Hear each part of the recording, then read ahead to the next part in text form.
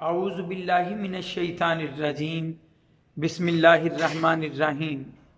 سب دیکھنے اور سننے والوں کو السلام علیکم۔ انسان ہمیشہ اپنے معاملات میں چاہتا ہے کہ وہ غور و فکر کے بعد، پوری طرح سوچ بچار کے بعد ان کاموں کو کرے۔ کوئی انسان ایسا نہیں چاہتا کہ وہ کسی کام میں جلدی کرے اور اس کام میں نقصان اٹھا بیٹھے۔ ہر کوئی چاہتا ہے کہ جو کام بھی وہ کرے پورے غور و خوض کے بعد، پورے فکر اور سوچ کے ساتھ کرے۔ یقیناً ایسا ہی کرنا چاہیے، ہمیں دیکھ بھال کر ہی قدم اٹھانا چاہیے۔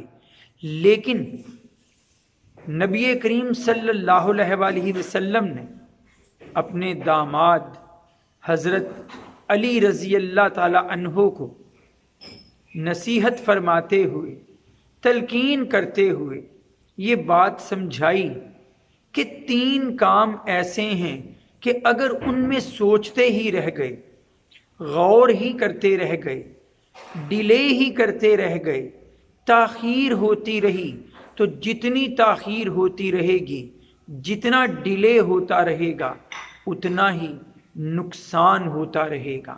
آپ خود غور کیجئے گا، ابھی میں آپ کے سامنے نام لوں گا ان 3 کاموں کا، خود غور کیجئے گا کہ اگر ان کے اندر تاخیر ہوتی رہے تو پھر اس کا نقصان اور اس کا خمیازہ کس قدر بڑھ کر ہوگا۔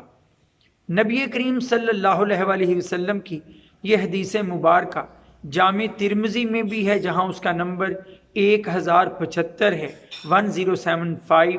سنن ابن ماجہ میں بھی، مستدرک للحاکم میں بھی اور سنن بیہقی میں بھی اس کا ذکر موجود ہے کہ حضور اکرم صلی اللہ علیہ وآلہ وسلم نے حضرت علی رضی اللہ تعالیٰ عنہ کو مخاطب کرتے ہوئے فرمایا، اے علی، 3 کاموں میں جلدی کرو۔ کون سے 3 کام؟ کہ جب نماز کا وقت ہو جائے تو نماز کی ادائیگی میں جلدی کرو، جب جنازہ تیار ہو جائے تو اس کی تدفین میں، اسے لے کے جانے میں جلدی کرو، اور جب اولاد جوان ہو جائے، خاص طور پر بچیاں جوان ہو جائیں تو ان کی شادی میں جلدی کرو۔ وآخر دعوانا ان الحمد للہ رب العالمین۔ السلام علیکم۔